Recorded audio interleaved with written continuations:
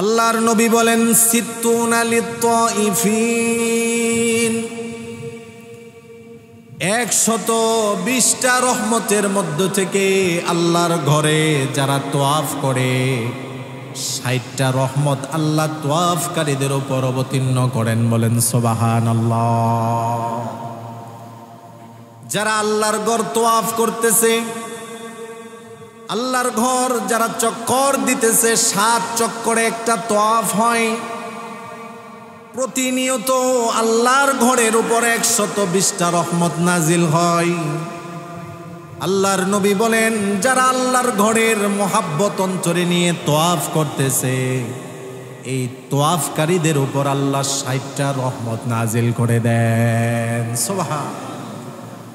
আল্লাহর ঘরের তোয়াফ যেই দিন থেকে এই ঘর সৃষ্টি হয়েছে সেই দিন থেকে শুরু হয়েছে, কিয়ামত পর্যন্ত আল্লাহর ঘরের এই তোয়াফ চলমান থাকবে। কোনো দিন আল্লাহর ঘরের তোয়াফ বন্ধ হবে না। মানুষ যেমন তোয়াফ করবে, যদি মানুষ তোয়াফ না করে, আল্লাহর এমন অসংখ্য মাখলুকাত আছে যারা আল্লাহর ঘরের তোয়াফের জন্য পাগল পারা হয়ে যায়। করোনা মহামারীর সময় এটা সারা পৃথিবী বিশ্ববাসী দেখেছে। করোনার কারণে যখন মানুষের তোয়াফ বন্ধ ছিল সাময়িক সময়ের জন্য, তাই বলে আল্লাহর ঘরের তোয়াফ বন্ধ থাকেনি, মানুষের তোয়াফ বন্ধ ছিল কিন্তু পাখির তোয়াফ চলতেছিল। আল্লাহু আকবার বলেন। মানুষ যেমন আল্লাহর ঘরের তাওয়াফ করে, ফেরেশতারাও আল্লাহর ঘরের তাওয়াফ করে, জীবজন্তু জানোয়ার আল্লাহর ঘরের তাওয়াফ করে, পাখি কুল আল্লাহর ঘরের তাওয়াফ করে। এই ঘরের মোহাব্বত শুধুমাত্র মানুষের অন্তরে আছে বিষয়টা এমন না। আল্লাহ বলেন হুদাল্লিল আলামিন, এই ঘরটা যেমন সমস্ত জগৎবাসীদের জন্য হেদায়েত, এই ঘরের মোহাব্বত সমস্ত মাখলুকের অন্তরেও আল্লাহ ঢেলে দিয়েছেন। সুবহানাল্লাহ। মানুষের অন্তরে শুধু এই ঘরের মোহাব্বত না, জীব জন্তু জানোয়ার সকলের অন্তরে এই ঘরের মোহাব্বত আছে। এই জন্যই আল্লামা কবি ইকবাল তিনি বলেন 7 সমুদ্রের ওই পার থেকে এক পিঁপড়া আল্লাহর কাছে ফরিয়াদ করে। পিঁপড়ার কি ফরিয়াদ?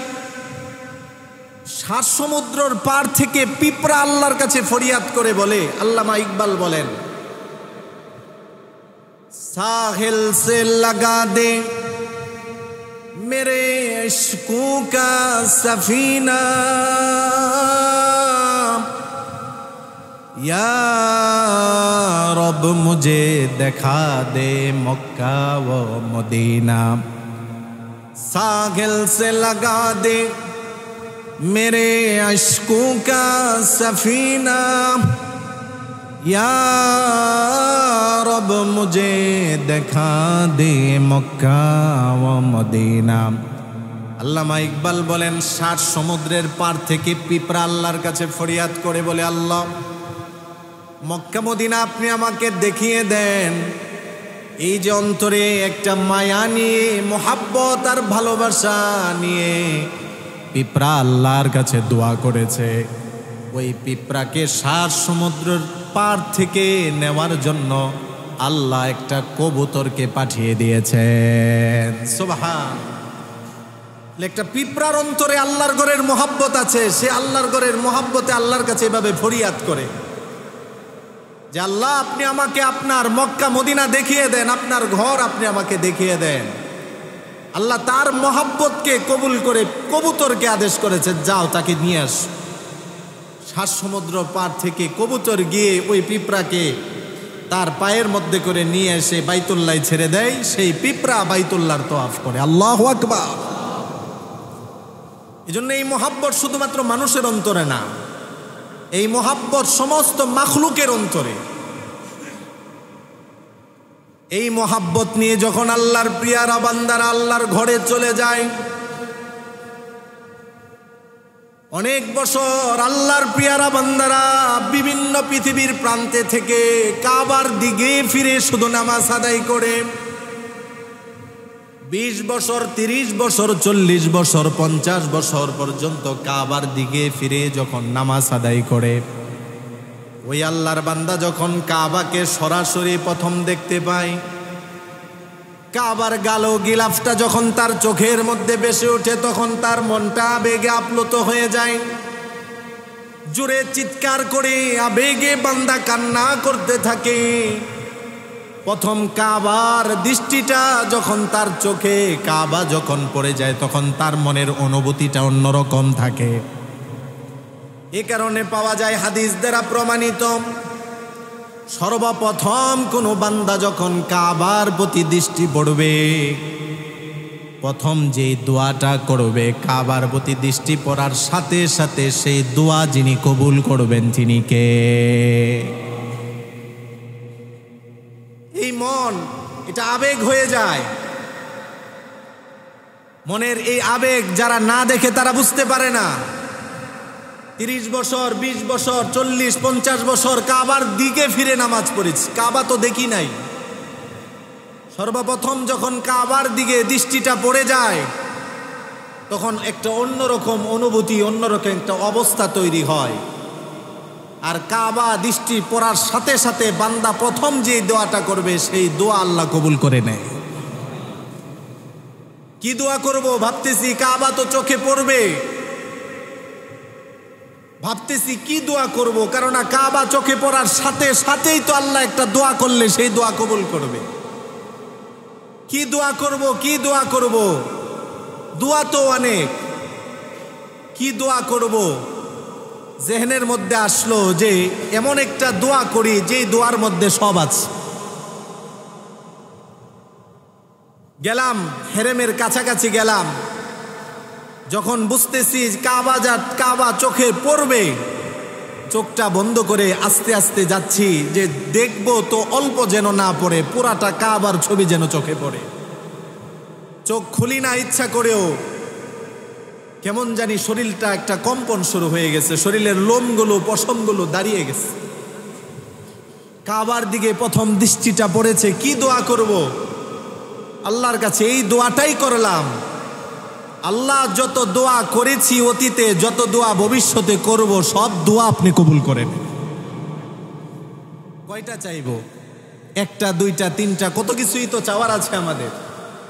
এক কথায় সব চলে এসেছে। আল্লাহ অতীতে যা চেয়েছি, ভবিষ্যতে যা চাইব, সব আল্লাহ আপনি কবুল করে নেন। তো কাবা দেখলাম, মন ভরে কাবা দেখলাম, কিন্তু যতই দেখি মন ভরে না। এই কাবা দেখে চোখ জুড়াই না। অনেক বছর পর্যন্ত এই দিকে ফিরেই তো নামাজ পড়েছি। এই কাবা দেখলাম, কাবা এখন তোয়াফের পালা। কাবার 4 কোণার এক কোণার মধ্যে যেখান থেকে তোয়াফ শুরু হয়, ওই কোণার মধ্যে একটা পাথর আছে। এই পাথরের নাম হলো হাজরে আসওয়াদ। হাজরে আসওয়াদ অর্থ হলো কালো একটা পাথর। কোন কোন ঐতিহাসিকগণ বর্ণনা করেন এই পাথরটা জান্নাতের পাথর। কিন্তু এই পাথরটা প্রথমে কালো ছিল না, এই পাথরটা ছিল হাজরে আবিয়াদ, সাদা দবদবে, এরকম সাদা কাপড়ের মতো সাদা দবদবে একটা পাথর ছিল। এই পাথরে যারা স্পর্শ করে, যারা এই পাথরে চুম্বন করে, তাদের গুনাহটা পাথর চুষে নেয়। গুনাহ চুষতে চুষতে সাদা পাথর কালো রূপে পরিবর্তন হয়েছে। এটা আরেকটা আবেগ কাজ করে যে জান্নাতি একটা পাথর। এটা পৃথিবীতে কত পাথরই তো আছে, জান্নাতি পাথর তো আর না। এই পাথরটা তো এটা জান্নাতি পাথর, হাজরে আসওয়াদ। ঐতিহাসিকগণ বিভিন্নভাবে বর্ণনা করেন এই পাথরটা স্থাপনের ক্ষেত্রে। এটাও একটা বর্ণনা পাওয়া যায়। ইব্রাহিম খলিলুল্লাহ আলাইহিস সালাম, ইসমাইল জবিহুল্লাহ আলাইহিস সালাম, বাপ বেটা দুইজনে মিলে যখন আল্লাহর ঘর বাইতুল্লাহ নির্মাণ করেছেন, এতটুকু জায়গা ফাঁকা ছিল যেখানে হাজরে আসওয়াদ আছে। আল্লাহর খলিল ইব্রাহিম আলাইহিস সালাম ইসমাইল আলাইহিস সালামকে বললেন, বাবা একটা পাথর, এই জায়গা পরিমাণ পাথর খুঁজে নিয়ে আসো এখানে স্থাপন করার জন্য। ইসমাইল আলাইহিস সালাতু ওয়াস সালাম খুঁজতে লাগলেন। কিছুক্ষণ পরে এসে পাথর না পেয়ে এসে দেখলেন সেই জায়গার মধ্যে সুন্দর সাদা দবদবে একটা পাথর ফিট করা আছে। ইব্রাহিম আলাইহিস সালাম বললেন, আল্লাহ তাআলা জান্নাত থেকে এই পাথরটা পাঠিয়ে দিয়েছে। তো সেখান থেকে হাজরে আসওয়াদ থেকে তোয়াফ শুরু করা হয়। তোয়াফের পালা এবার আল্লাহর কোটি কোটি বান্দারা, যেই ঘরের তোয়াফ করে, শত শত বান্দারা তোয়াফ করতেছে। তোয়াফ তো আর বন্ধ হয় না, তোয়াফ চলমান আছে, সেখানে তোয়াফ করতেছে। হাজরে আসওয়াদকে স্পর্শ করে সেখান থেকে তোয়াফ করা এটা উত্তম। যদি স্পর্শ না করতে পারে তাহলে ইশারা করে বিসমিল্লাহি আল্লাহু আকবার বলে সেখান থেকে তোয়াফ করতে হয়। হাজরে আসওয়াদ থেকে তোয়াফ শুরু করে একটু সামনে গেলাম, দেখি কাচের মধ্যে ফিট করা, সেখানে সবাই ভিড় করে দেখতেছে। কি সেটা? কোরআনেও যেটার আলোচনা আছে, হাদিসে যেটা পড়েছি, কোরআনে যেটা পড়েছি, যেটা শুনেছি, সেখানেও আরেকটা পাথর, যেই পাথরের মধ্যে ইব্রাহিম আলাইহিস সালাতু ওয়াস সালামের পায়ের ছাপ লেগে আছে, যেটাকে বলা হয় মাকাম ইব্রাহিম। ওয়াত্তাখিযু মিন মাকাম ইব্রাহিম মুসাল্লা। কোরআনে যেটার বিবরণ আছে, মানুষের ভিড়, সেখানে ভিড় উপেক্ষা করে কাছে গেলাম। সেখানে দেখে পাথর দেখে, পাথরের পায়ের ছাপ দেখে আমাদের বাবা হযরত ইব্রাহিম আলাইহিস সালামের কথা মনে পড়ে গেল। বাবার পায়ের ছাপটা এত বড় ছিল, এই পরিমাণ ছিল। এই পাথরের ঘটনাও হাদিসে পাওয়া যায়, আপনারা শুনেছেন। কাবা নির্মাণের আদেশ আসলো ইব্রাহিম আলাইহিস সালামের প্রতি। ইব্রাহিম আলাইহিস সালাম এবার কাবা নির্মাণ করবেন। ছেলে ইসমাইল আলাইহিস সালাম পাথর এনে দেয়, ইব্রাহিম আলাইহিস সালাম পাথর রাখে, যতটুকু পর্যন্ত রাখতে পেরেছেন রেখেছেন। এখন উপরে পাথর রাখার প্রয়োজন, কিভাবে রাখবেন? এই পাথরটাও আল্লাহ তাআলা পাঠিয়ে দিলেন। এই পাথরটার মধ্যে ইব্রাহিম আলাইহিস সালাম পা রেখেছে, এই পাথরটা নরম হয়ে গিয়েছে। এই কারণে পাথরের প্রায় এতটুকু পরিমাণ জায়গার ভিতরে পায়ের ছাপ, 4 আঙ্গুল বা তার চেয়ে একটু বেশি ভিতরে ইব্রাহিম আলাইহিস সালামের পায়ের ছাপ নরম হয়ে গিয়েছিল। যখন উঁচুতে ওঠা দরকার লিফটের মতো, তখন এই পাথর উঁচুতে উঠত। আল্লাহু আকবার বলেন। যখন নিচে নামা দরকার, এই পাথর আবার নিচে নামতো। সেই পাথরে চোখ জুড়িয়ে দেখলাম, চক্ষু শীতল করলাম, আবার তোয়াফ শুরু করলাম। দেখি আল্লাহর অনেক বান্দারা আল্লাহর ঘরের উপরে কালো গিলাফ সেটা ধরে কান্না করতেছে। যুবক কান্না করতেছে, যুবতীরা কান্না করতেছে, বৃদ্ধ বৃদ্ধা সবাই কান্না করতেছে। ধনী গরিব, রাজা বাদশা, সেখানে তাদের কোনো ভেদাভেদ নেই। সবার মুখে একটাই বাক্য, লাব্বাইক আল্লাহুম্মা লাব্বাইক, লাব্বাইক লা শারীকা লাকা লাব্বাইক, ইন্নাল হামদা ওয়ান নি'মাতা লাকা ওয়াল মুলক লা শারীকা লাক। তো তোয়াফ করা অবস্থায় মনের মধ্যে আবার ইচ্ছা জাগ্রত হলো, সবাই আল্লাহর ঘরের চাদর ধরে আছে, সেখানে ধরে কান্না করতেছে। ভিড় সেখানেও আছে, ভিড়কে উপেক্ষা করে সেখানে গেলাম। আল্লাহর কসম, আল্লাহর ঘরের গেলাফটা ধরার সাথে সাথে শরীরের লোমগুলো, পশমগুলো দাঁড়িয়ে গেছে। এটাই তো আল্লাহর ঘরের গেলাফ, যেটা আমরা দেখতে পাই মোবাইলের মধ্যে, বিভিন্ন ছবির মধ্যে, কালো গেলাফ। এটা ধরতে এত ভালো লাগে, এটা ধরার মধ্যে এত স্বাদ, এটার থেকে এমন ঘ্রাণ আসতেছে, মনে হয় জান্নাতের খুশবু হয়তো এমনই হয়। সেই কালো গেলাফ ধরতেছে, কপালে লাগাচ্ছে, চুমু খাচ্ছে। আল্লাহর প্রিয় বান্দারা তাদের মনের চাহিদা, মনের আবেগ, মনের ইচ্ছা আল্লাহর কাছে ব্যক্ত করতেছে। আজীব এক অবস্থা, যার যাই ইচ্ছা সেটা তারা ব্যক্ত করতেছে, আল্লাহর কাছে বলতেছে। সেখানে অনেকক্ষণ কালো গিলাফ ধরে সবার জন্য দোয়া করেছি, আপনাদের সকলের জন্য দোয়া করেছি, আমার সকল আত্মীয় স্বজনের জন্য দোয়া করেছি, সকল ছাত্র শিক্ষকদের জন্য দোয়া করেছি, আমার সকল মুসল্লিদের জন্য দোয়া করেছি, কাসর পুরা কাসরবাসীদের জন্য দোয়া করেছি, সকল মুহিব্বিন মুতাআল্লিকিন সকলের জন্য অনেকক্ষণ, প্রায় ঘন্টা খানিক সেখানে থেকে, সেখানে ধরে রেখে থাকা যায় না বেশিক্ষণ। সবারই তো মনের আবেগ সেখানে যাওয়ার, সেখানে ধরার, পিছন দিক দিয়ে টানাটানি করে। আল্লাহর বান্দারা বুঝায় যে ভাই আপনি তো অনেকক্ষণ ধরেছেন, মনের আবেগ ব্যক্ত করেছেন, এবার আমাদেরকে একটু দেন। সবারই মনের এটা আবেগ, কিন্তু আসতে চায় না কেউ। কেউ গেলে আর সেখান থেকে ফিরে আসতে চায় না, যে আরেকটু বলি আরেকটু বলি। এভাবে তওয়াফ একের পর এক শেষ হলো। আরেক ঘুরে ঘুরে আরেক কোনায় আসলাম। সেই কোনার নাম হলো রুকনুল ইয়ামান। রুকনে ইয়ামানি যেটাকে বলা হয়, রুকনে ইয়ামানি থেকে রুকনে হাজরে আসওয়াদ, সেই জায়গা পর্যন্ত হাদিসের মধ্যে পাওয়া যায় বান্দা যেই দোয়া করবে সেই দোয়া আল্লাহ কবুল করে নেয়। এই কারণে মুস্তাহাব আমল হলো রুকনে ইয়ামানি থেকে হাজরে আসওয়াদ পর্যন্ত বান্দারা আল্লাহর কাছে দোয়া করে। যেই দোয়া কোরআনের মধ্যে উল্লেখ আছে এবং তাফসীর জগতের সম্রাট রাইসুল মুফাসসিরিন হযরতে আব্দুল্লাহ ইবনে আব্বাস রাদিয়াল্লাহু তাআলা আনহু তিনি বলেন, কোরআনে যত দোয়া আছে এই দোয়াটাই হলো সবচেয়ে শ্রেষ্ঠ দোয়া। ওই দোয়াটা হলো রব্বানা আতিনা ফিদ দুনিয়া হাসানা ওয়া ফিল আখিরাতি হাসানা ওয়া কিনা আযাবান নার।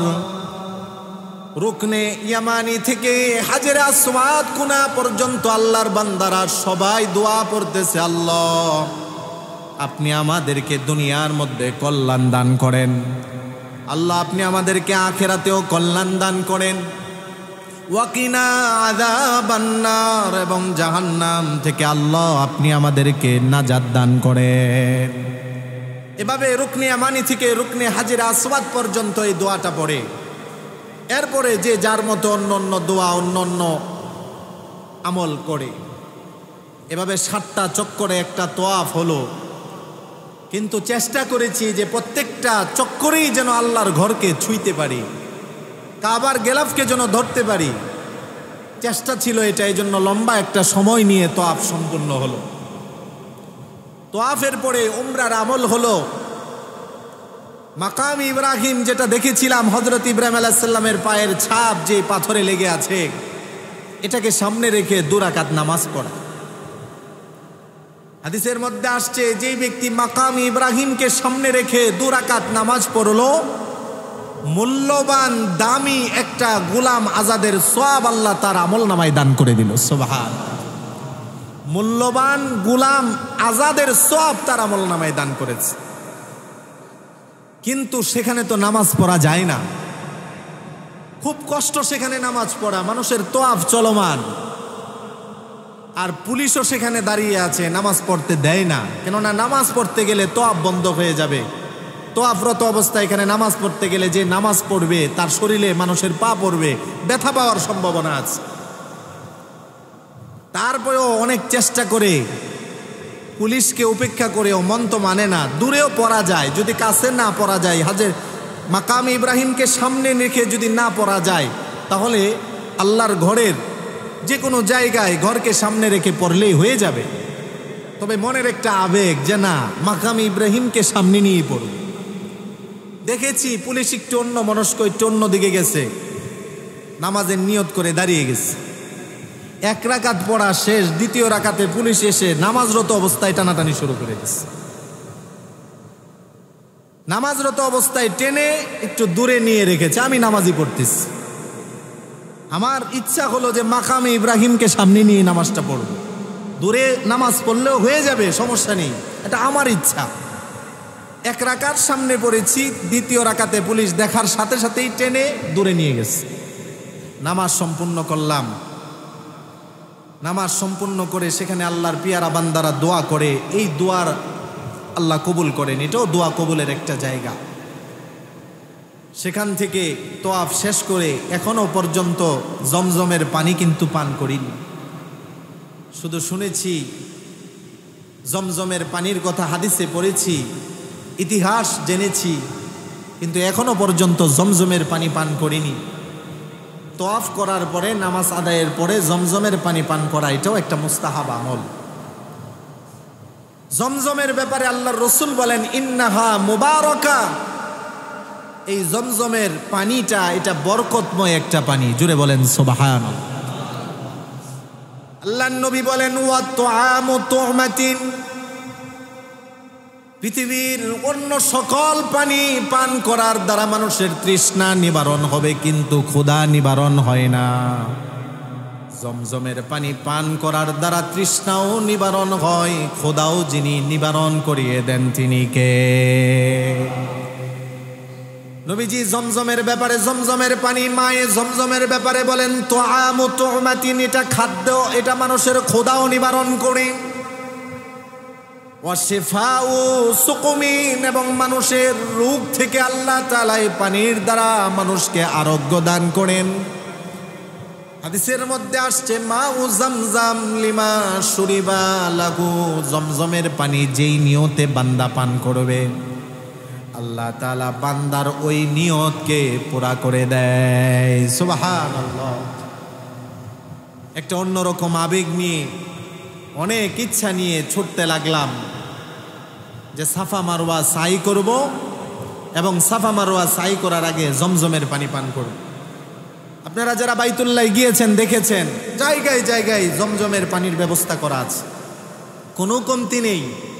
হাজার হাজার লক্ষ লক্ষ মানুষ পানি পান করতেছে, বিন্দু পরিমাণ পানির কোনো কমতি নেই। আল্লাহু আকবার বলে। জমজমের পানির কোনো কমতি নেই।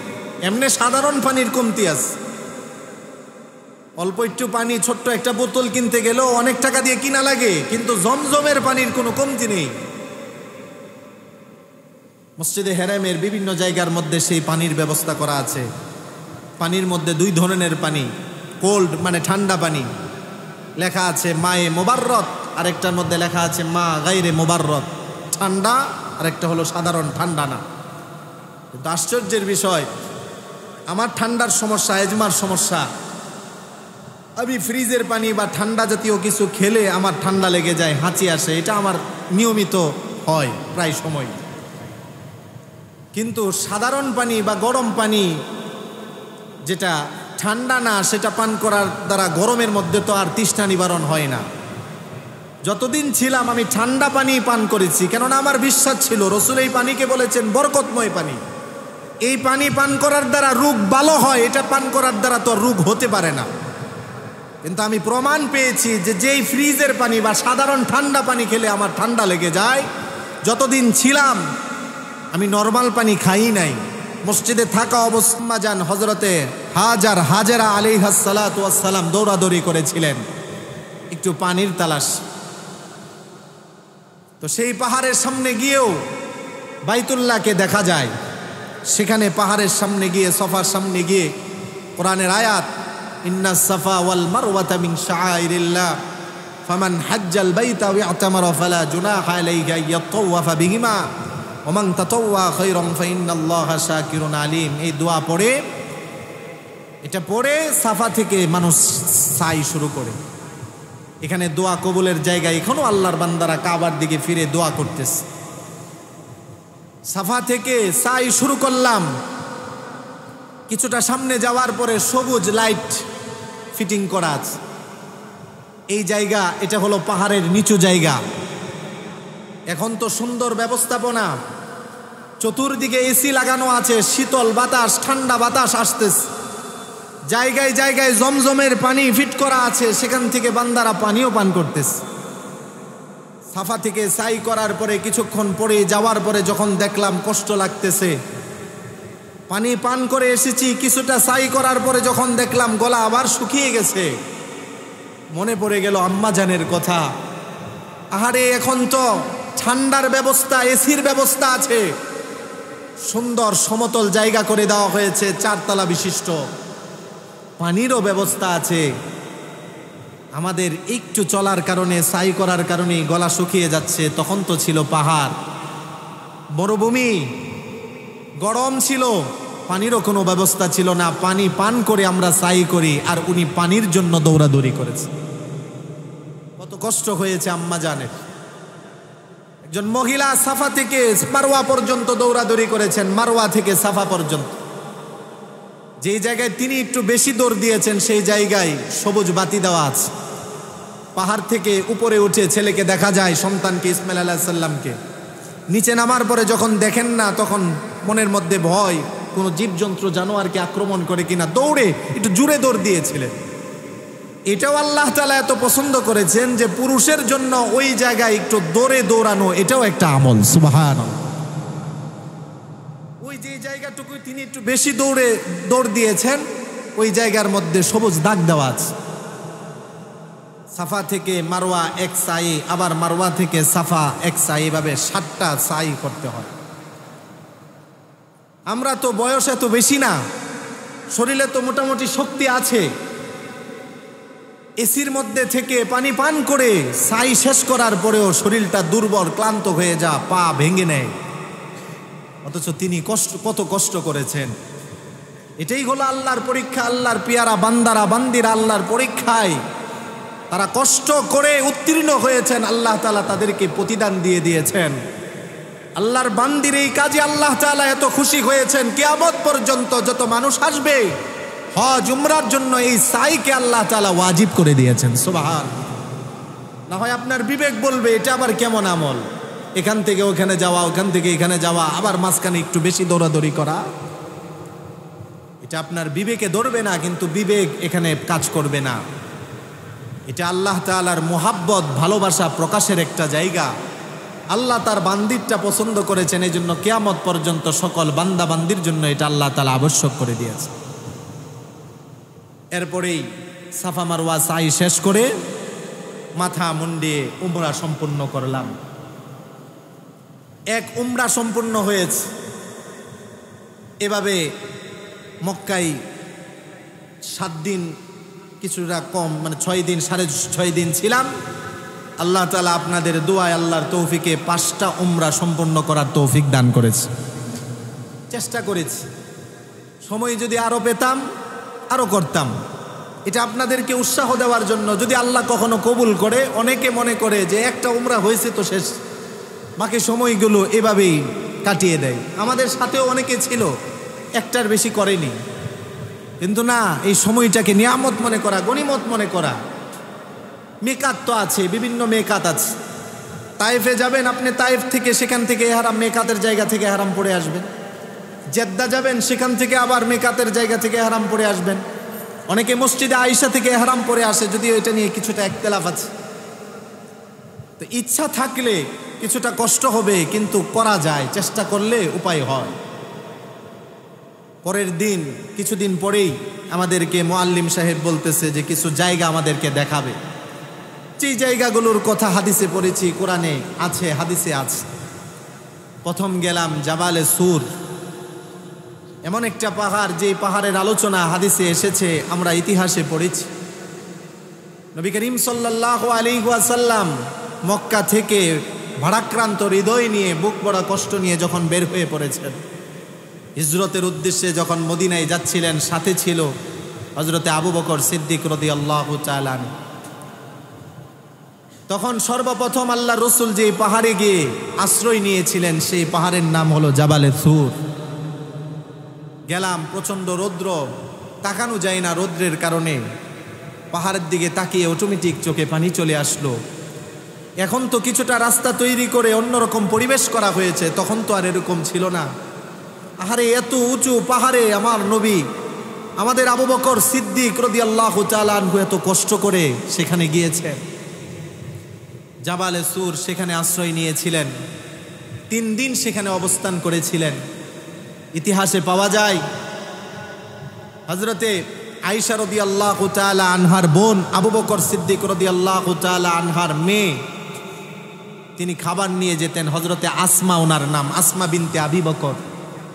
প্রতিদিন ওনার বাবার জন্য, আল্লাহর রাসূলের জন্য ওই পাহাড়ে জাবালে সুরের মধ্যে খাবার নিয়ে যেতেন। তিনিও তো একটা মেয়েও ছিলেন, এত উঁচু পাহাড়ে তিনি উঠেছেন। এবং মক্কার কাফেরদের সংবাদ আব্দুল্লাহ ইবনে আবু বকর রাদিয়াল্লাহু তাআলা আনহুর ছেলে, তিনি রাসূলের কাছে পৌঁছাতেন। কাফেররা ঘোষণা দিয়ে দিল, আল্লাহর রাসূলের সংবাদ যে দিতে পারবে 100 উট তাকে হাদিয়া পুরস্কার দেওয়া হবে। অনুসন্ধান শুরু করে দিল কাফেররা পাগলের মতো, উম্মাদের মতো, কোথায় মুহাম্মদ এবং তার সাথে আবু বকর। অনুসন্ধান করতে করতে সেই জাবালে সুরের কাছে গিয়ে কাফিরদের একটা দল পৌঁছেছিল, কিন্তু আল্লাহ পাকের কুদরতে সেই পাহাড়ের গুহার মুখে মাকড়সা জাল বুনে দিয়েছিল এবং পাহাড়ি কবুতর সে ডিম পেড়ে দিয়েছিল। আল্লাহু আকবার। মাকড়সার জাল, গুহার মুখে কবুতরের ডিম দেখে কাফেরদের আর চিন্তা গেল না। পাহাড়ের ভিতর থেকে সেই গুহার অল্প জায়গা থেকে দেখা যায় কাফেরদের পা নড়াচড়া।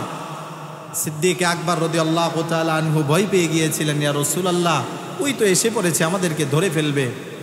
আল্লাহর রাসূল বলেছিলেন, লা তাখফ লা তাহজান ইন্নাল্লাহা মা'ানা। কোরআনে এটার বিবরণ আছে, আবু বকর ভয় পেও না, আমাদের সাথে আমাদের আল্লাহ আছে। সুবহান। এরপরে হাজী সাহেবরা দেখতে যায় জাবালে নূর, যেটার আরেক নাম গারে হেরা। এটা আরো অনেক উঁচু, এখানেই আমাদের নবী ধ্যানে বসতেন। এটা দেখে আরো বড় আশ্চর্য হলাম, এত উঁচু পাহাড়, 1.5 ঘন্টা থেকে প্রায় 2 ঘন্টা লাগে সেই পাহাড়ে উঠতে, কয়েক বোতল পানি পান করা লাগে, এত কষ্ট করে সেখানে উঠা। দেখলাম যে সেখানে আল্লাহর রাসূল উঠতেন, ধ্যানে বসতেন। আরো আশ্চর্য হলাম, এই জায়গায় আমাদের আম্মা জান রাসূলের জন্য প্রত্যেক দিন 2 বেলা খাবার নিয়ে যেতেন। আল্লাহু আকবার। এত উঁচু পাহাড়, প্রচন্ড গরম, প্রচন্ড এই গরমের মধ্যে, কষ্টের মধ্যে পাহাড় বেয়ে বেয়ে আম্মাজান খাদিজাতুল কুবরা রাসূলের জন্য খাবার নিয়ে যেতেন। ভিতরে খুব সরু জায়গা, একেবারে চিকন জায়গা, যাওয়া যায় না। সেখানে রাসূল ধ্যানে বসতেন এবং সেখান থেকে আল্লাহর ঘর বাইতুল্লাহ দেখা যায় সরাসরি। রাসূল সাল্লাল্লাহু আলাইহি সাল্লাম বাইতুল্লাহর দিকে তাকিয়ে থাকতেন। সেখানেই আল্লাহর কোরআনের সর্বপ্রথম 5টা আয়াত নাজিল হয়েছে। আবার দেখলাম জাবালে রহমত, আরাফার ময়দানে। এভাবে বিভিন্ন জায়গায় স্থান দেখে কিছুদিন মক্কা থেকে চলে গেলাম মদিনায়। তো মক্কা থেকে যখন চলে যাচ্ছি, আগের দিন আমি গর্বের জন্য, ফখরের জন্য, অহংকারের জন্য বলতেছি না, যতদিন থেকেছি আমি 1 থেকে 1.5 ঘন্টা রাত্রিবেলা ঘুমিয়েছি, কোনোদিন রাত্রে ঘুমাই নাই। আপনাদেরকে উপদেশের জন্য বলতেছি, নিজের কোনো ফখরের জন্য না। এটা আমার কোনো শক্তি না, আমাকে তৌফিক দিয়েছেন কে? আমি একটু ঘুমাইলে মনে হতো যে সময়টা তো চলে যাচ্ছে, নষ্ট হয়ে যাচ্ছে। ঘুমাইতে পারবো তো দেশে গিয়েও, কেন ঘুমাবো? এখানে ঘুমানোর জায়গা না, আবার চলে যেতাম। কিন্তু যেদিন মক্কা থেকে চলে আসব, আগের দিন সারা রাত বাইতুল্লাহর কাছেই ছিলাম, শুধু তোয়াফ করেছি। বাইতুল্লাহর দিকে যতবার তাকাই ততবার চোখ থেকে পানি ঝরে। মনে পড়ে গেছে যে এই কয়েকদিন বাইতুল্লাহ দেখার কারণে বাইতুল্লাহর প্রতি এই মোহাব্বত হয়েছে যে আগামীকালকে মক্কা থেকে মদিনায় চলে যাব, আর বাইতুল্লাহ দেখতে পারবো না। মনটা মানে না, যতবার তাকায় চোখ থেকে পানি ঝরে। আরে বাইতুল্লাহ কাছে থেকে লালিত পালিত হয়েছেন আমার নবী, এখানেই তার জীবনের একটা বৃহৎ অংশ কেটেছে। উনি যখন মক্কা ছেড়ে মদিনায় যাচ্ছিলেন, ওনার কি পরিমাণ কষ্ট হয়েছে। এজন্যই তো রাসূল বলেছিলেন, ও বাইতুল্লাহ, আমি তোমাকে মহব্বত করি, আমি তোমাকে ছেড়ে কখনো যেতাম না। আমার সম্প্রদায়ের লোকেরা আমার উপর জুলুম অত্যাচার করে, যার কারণে আমাকে যেতে হয়। এটা আসলেই বাইতুল্লাহর মহব্বত।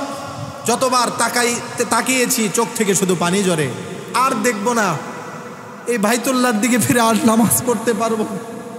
এখন শুধু দিকে ফিরে নামাজ পড়বো, কিন্তু নামাজ পড়েছি সরাসরি বাইতুল্লাহর দিকে চোখ দিয়ে। দাঁড়ানো অবস্থায় মুস্তাহাব হলো সেজদার দিকে দৃষ্টি দেওয়া, কিন্তু আমি দাঁড়িয়েছি প্রথম কাতারে। যতবার নামাজ পড়েছি চেষ্টা করেছি মানুষের ভিড়কে উপেক্ষা করে হলেও প্রথম কাতারে। নামাজের আগেই এহরাম পরে তোয়াফকারীদের সাথে প্রথম একবারে কাজ দিয়ে তোয়াফ করতাম, যাতে নামাজে প্রথম কাতারে দাঁড়ানো যায়। সেজদার দিকে আর তখন দৃষ্টি পড়তো না, আল্লাহর ঘরের দিকে নামাজ পড়া অবস্থায় ঘরের দিকেই দৃষ্টি পড়তো। এটাই তো সেই ঘর, যেই ঘরের দিকে ফিরে আমরা নামাজ পড়ি। এই মোহাব্বত, ভালোবাসা, এটা আল্লাহর ঘরের মোহাব্বত, ভালোবাসা, এটা প্রত্যেকটা ইমানদারের অন্তরে থাকা চায়। পৃথিবীবাসীকে চ্যালেঞ্জ দিয়ে পড়তে পারে, আল্লাহর কোরআনে হাত দিয়ে আপনি পৃথিবীর যেখানেই যান, যত সুন্দর দৃশ্যই দেখেন, আপনার মন এতটা জুড়াবে না যতটা আল্লাহর ঘর বাইতুল্লাহ দেখলে মন শীতল হবে। ঠিক কিনা বলে? আল্লাহর ঘর বাইতুল্লাহ দেখলে। মসজিদে নববীতে আসলাম, লম্বা ঘটনা, সময়ও শেষ। রাসূলের রওজা জিয়ারত করলাম। এখানেও কিছুদিন থাকার পরে যখন চলে আসব, মক্কা থেকে আসার সময় তো মনের একটা সান্ত্বনা ছিল, মদিনায় যাচ্ছি, মক্কা শহরেই আছি। কিন্তু মদিনা থেকে যখন বাংলাদেশে চলে আসব তখন বুকটা আরো ফেটে যায়। এর আগের দিন রাত্রেও সারা রাত রিয়াজুল জান্নাতের পাশে থেকেই নামাজ পড়ার চেষ্টা করেছি। রসুলের রওজায় গিয়ে সালাম দিই যে এটা বিদায়ী সালাম, সালাম জানিয়ে আবার বাহিরে বের হই, মন ভরে না যে না এটা বিদায়ী সালাম হয়নি, আবার যাব। এভাবে গিয়ে চতুর্দিকে ঘুরে এসে কয়েকবার গেলাম। এক পর্যায়ে পা আর কোলাই না, পা ছেড়ে দিয়েছে, পড়ে গেছে। রসুলের রওজার সামনে আপনারা দেখেছেন কোরআনের একটা আয়াত লেখা আছে। আমি ভাবতাম যে কোরআনে এত আয়াত থাকতে এই আয়াতটা কেন রসুলের রওজার উপরে লেখা? রসুলের রওজার উপরে সেখানে সুন্দর করে লেখা, ইয়া আইয়ুহাল্লাযীনা আমানু লা তারফাউ আসওয়াতাকুম ফাওকা সাওতিন নবী ওয়ালা তাজহারু লাহু বিল কওলি কাজাহরি বা'দিকুম লিবা'দিন আন তাহবাতু আমালুকুম ওয়া আনতুম লা তাশউরুন। এই আয়াতটা নাজিল হওয়ার প্রেক্ষাপট হলো রসুলের সামনে হযরতে আবু বকর সিদ্দিক, হযরতে ওমর রাদিয়াল্লাহু তাআলা আনহুমা, আরো সাহাবায়ে কেরাম ছিলেন। এক গোত্রের প্রধান কে হবে, আমির কে হবে, পরামর্শ দিলেন আবু বকর সিদ্দিক যে ওই গোত্রের আমির প্রধান উমুক হোক।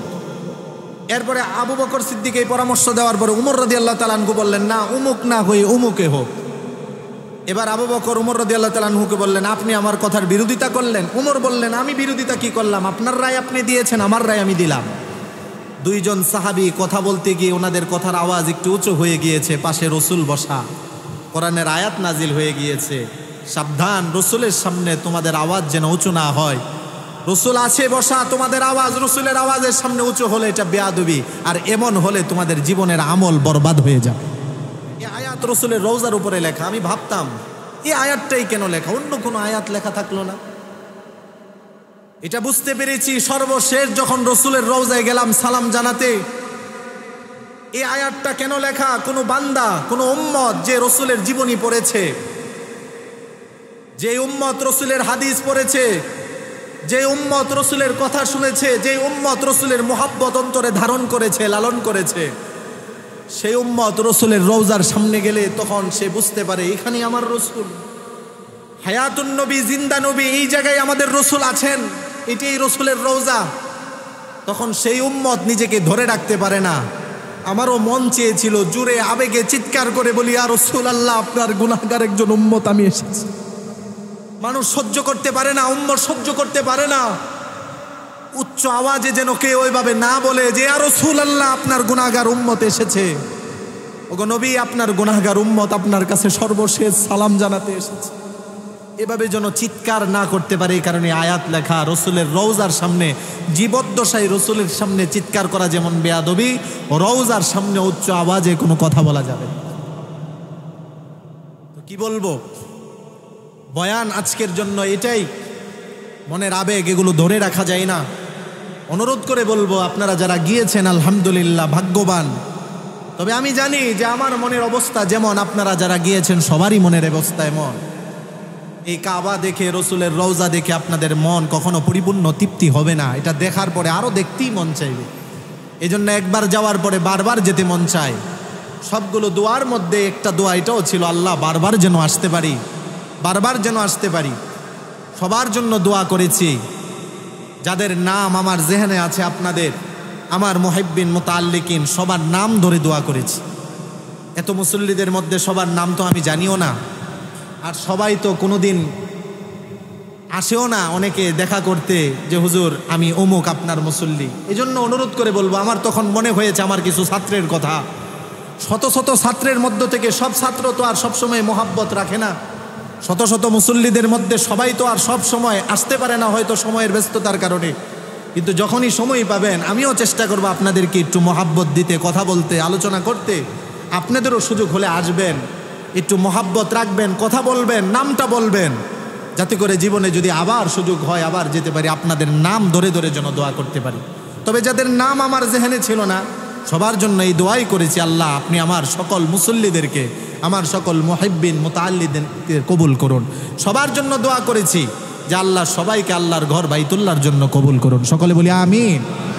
জন্য অনুরোধ করে বলবো, টাকা পয়সা দুনিয়ার ধন দৌলত কোনো কাছে আসবে না।